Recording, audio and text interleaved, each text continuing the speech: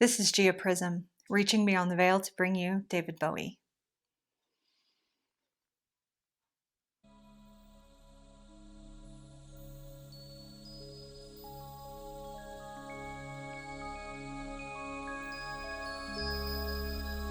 Hello, hello, hello. It's so wonderful to be here, wonderful to be back speaking with you.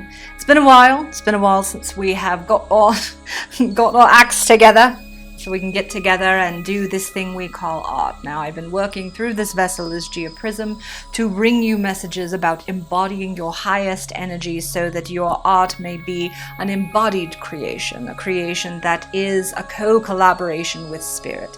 And in doing so, you are uniting with the highest forces out there in the universe, in the heavens and the stars, to increase your value as an artist, not only your value on the market per se, but the quality of the art that you are going to be creating. Now, you already know that as an artist, you are finely tuned to the inspirations around you, to the inspirations of spirit.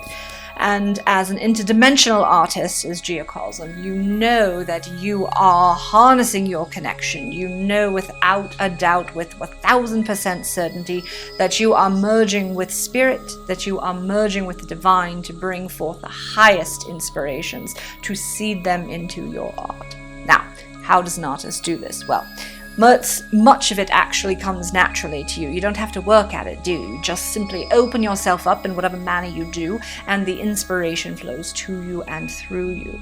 And as such, you are already very well connected to your spirit, to the spirit all around you, to the non-physical forms of inspiration that you find in the world. Now, how do we take this a step further? How do we ensure that the inspirations we are tuning into, that we are collaborating with, are of the highest design? As you will know, looking back on my career over the years, there were times that I was in tune with high vibrations and those that maybe were not as pure as now I would like them to be. And in understanding the history of my evolution as an artist, I am now able to provide you with some insights and some guidance. You see, back in my day, of course, we were very freewheeling in many ways, and perhaps always, and of course, too many ways. This opened me up to intense streams of inspiration, but also much interference, much darkness, which I was unconsciously and unknowingly seeding within my art.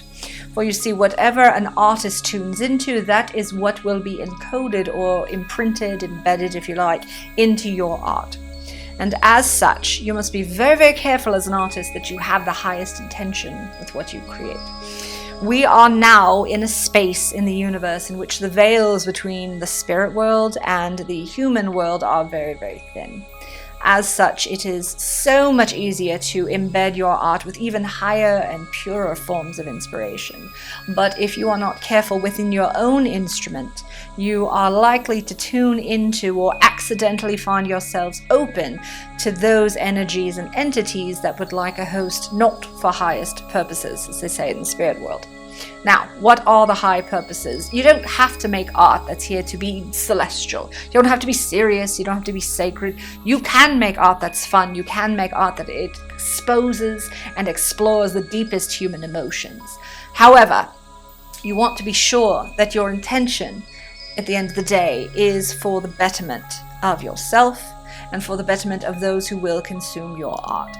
As such, you will be working with, contracting with, inviting in those energies and inspirations that will be put to that purpose, will be put to that end. It's all your intention, see. If your intention is pure, your art will be pure. Now, it's all right if you'd like to explore the darkness, if you'd like to excavate what you have within you and put it into your art. I'm not saying we're not able to create art that is pure, that is authentic, and that explores the full range of human experience. All I'm saying is that it's vital that you think through the end result of your art. If you are simply here for masochistic purposes, to flail yourself again and again upon the rocks of your own misery, then the compounding effect of your art going out into the world will attract those who are similarly only wishing to stay in the pit of their misery, rather than find kinship, find that sacred space of communion with others who've been there, who felt the way you felt. Rather than creating a healing space of communion where we can move through these deeper states, we must intentionally seed our intentions from the beginning so that we can use our art to find people in that place and then lift them up, you see. Now, you don't have to be healed, you don't have to be perfect, you don't have to have figured it all out and be ascended and have awakened and become fully enlightened in order to do this. It is simply a matter of your intention. It is simply a matter of wanting to create art that uplifts the world. But you see, you've always been doing this. You may not have known, you may not have understood, you may not have had this intention in the forefront of your mind. But what you are unaware of is that at this moment in time, you have contracted very specifically to incarnate now on this earth, in this momentous time. Yes, in the age of coronavirus, in the age where everything seems to be falling apart, you have contracted specifically to come here at this now moment in time, to bring your art, to bring your gifts, to bring your rather substantial connection to spirit, to take it through the masses, through your art. You are here. You've chosen to be here. This was not an accident. This is not a curse, although it might feel that way. You have chosen to be here at this now moment in time, so that your gifts, thousands, countless of gifts that you are unaware of even possessing, so that you may awaken now to activate these gifts consciously or subconsciously, and to seed your art and your creations with energies that will help awaken the world. It's a beautiful thing nowadays to see so many artists who are so concerned with causes, who are concerned with those who are less fortunate, who are oppressed, who are facing difficulties of all manner. And it is through your open-hearted intention to make the world a better place that you are seeing this now. That you have become aligned with the messages here, with the messages I and others are bringing through this vessel of Gia Prism, to understand now that the vast and momentous opportunity that is yours now to be a part of this phenomenal, unprecedented wave of awakening. There is no coincidence, no accidents in the universe. You are here now. You have heard the call in some deepest part of your soul, and you have found your way here. You have found your way to this moment in time. You have found your way to this vessel of Gia Prism, and you are here now because something inside you has said, I want to do more. I'm ready to do more. I want to be more. And I want to create something that is going to make a difference, that is going to continue the healing that has already begun on this planet, to continue creating justice, to creating equality, freedom, and all sorts of manners. Now, as I've said before, you don't need to be fully conscious of your connection to spirit, as it already exists by virtue of you being an artist. But you must begin, as I said, with your intention. You must begin with your willingness to be part of something bigger. And it's all right, of course, to seed your own personal intention, your own personal agenda with your art, your own curiosities and creativities and all the things that you wish to explore in your life through your art. So you bring that, you bring your intention to be part of something larger, and you open yourself up to the highest vibrations of spirit. Now, when you do this, several things are going to happen, right? You might feel it, you might not. You might instantly understand all the things I've been saying to you all along, or you might find, as many people do upon awakening, that you are faced with your own darknesses that have been buried inside. And I'm wishing to warn you of this now, because it can be quite jarring when you begin to open yourself up to the path of the interdimensional artist, as Gia calls it. When you begin to open yourself up to ask for more spirit to be brought in, what that will trigger within you is an unraveling of your deeper wounds. The wounds you have inside that might be keeping you away from further and deeper communication with the spirit world, and indeed with the merging of these higher aspects within your physical body. Well, this is the stage we're moving into now. It's no longer simply that we reach into the ethers and bring it down. It is that we wear, we embody, we become one with all that exists in the universe. We now are able, in our physical forms, to take in more spirit and embody it completely, that it never has to leave you.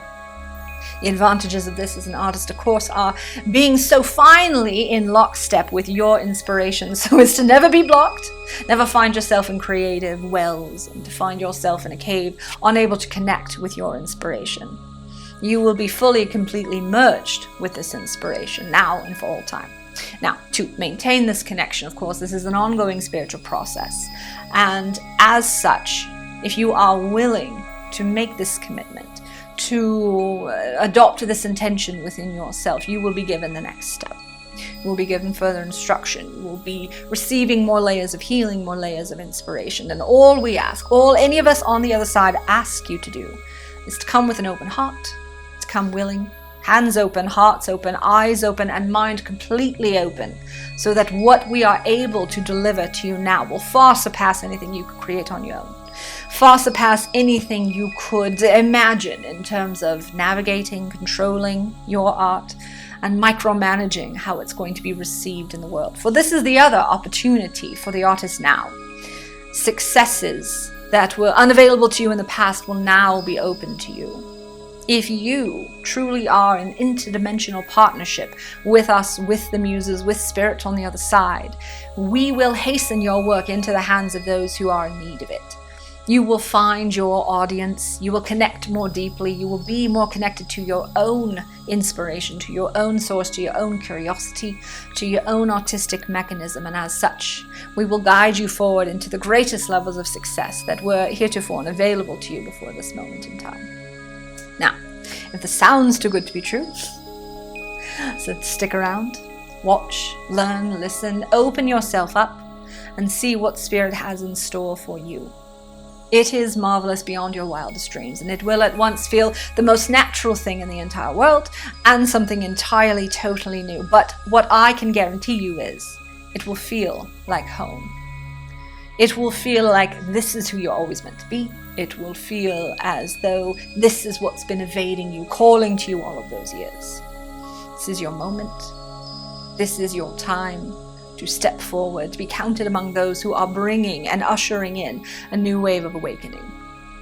The spiritual artistic renaissance has begun, and I welcome you to it.